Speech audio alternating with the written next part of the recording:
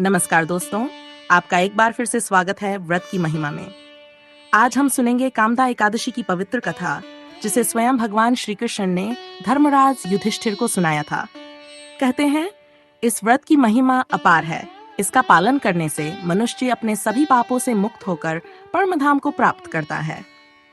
पुराणों में वर्णित है कि भगवान राम के पूर्वज राजा दिलीप ने भी इस व्रत की कथा गुरु वशिष्ठ से सुनी थी। बहुत समय पहले की बात है। भोग विलास में लीन पुंडरीक नाम का एक राजा भोंगीपुर नामक नगर में शासन करता था। उसे अपनी प्रजा की कोई चिंता न थी। उसी नगर में ललित और ललिता नाम के एक पति पत्नी रहते थे। दोनों एक दूसरे से असीम प्रेम करते थे।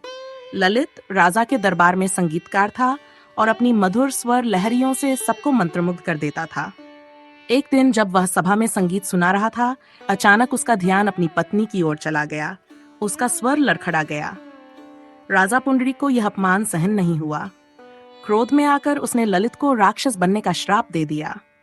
एक ही पल में सुरीले स्वरों वाला कलाकार एक भयावह मांसाहारी राक्षस बन गया। उसकी आंखों में प्रेम के स्थान पर हिंसा की ज्वाला जल उठी। जब ललिता ने अपने पति की ये दशा देखी तो वह फूट फूट कर रो पड़ी। उसकी दुनिया ही उजड़ गई थी। वह हर किसी से उपाय पूछती रही, लेकिन कोई समाधान नहीं मिला।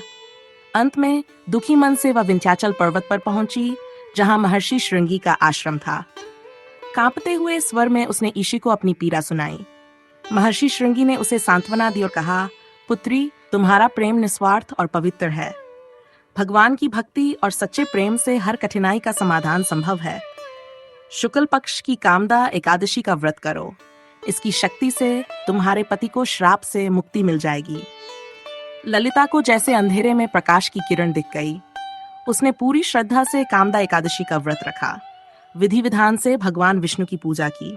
वह पूरी रात जाकर प्रभु का भजन कीर्तन करती रही। जब द्वादशी तिथि आई, उसने व्रत का पारण किया।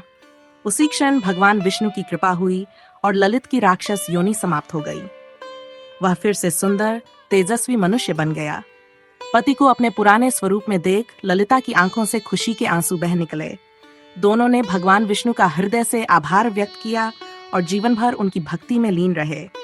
अंततः मोक्ष प्राप्त कर वैकुंठ को चले गए।